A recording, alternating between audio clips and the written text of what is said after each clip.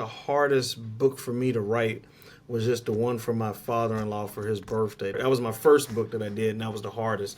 The rest of them were relatively easier after that because me and my daughter make up stories. Even in these books, I still bounce stuff off. She's 7, but I ask her, how would you feel about this? Or just get ideas and information because she's 7, so her mind's wide open.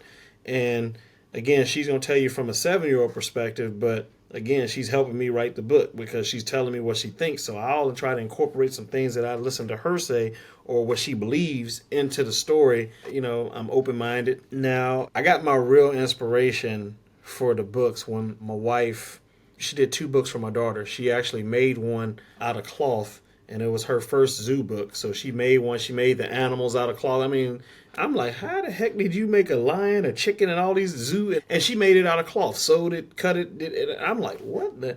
And then my wife can draw. She's actually a really good drawer. So she then turned around and drew a book about my daughter's life. So I was like, man, that'd be pretty cool. And then I didn't do anything for a couple years. Me and my daughter started just making up stories in the car and so forth.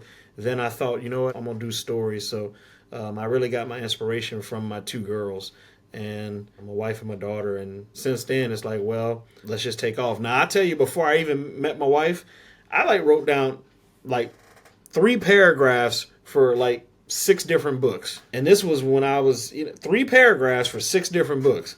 Never finished them.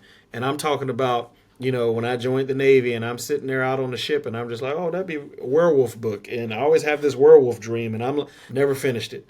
So I was like, okay, I guess now it's about time to try to go finish it. But I mean, I come up with stuff, but I've never followed through on it. And then my girl seeing, my wife she don't talk. She just do it. And so I was like, you know what?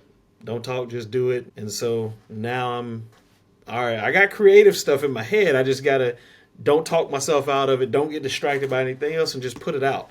And that's what I'm doing now. So those 2 girls are the inspiration for me.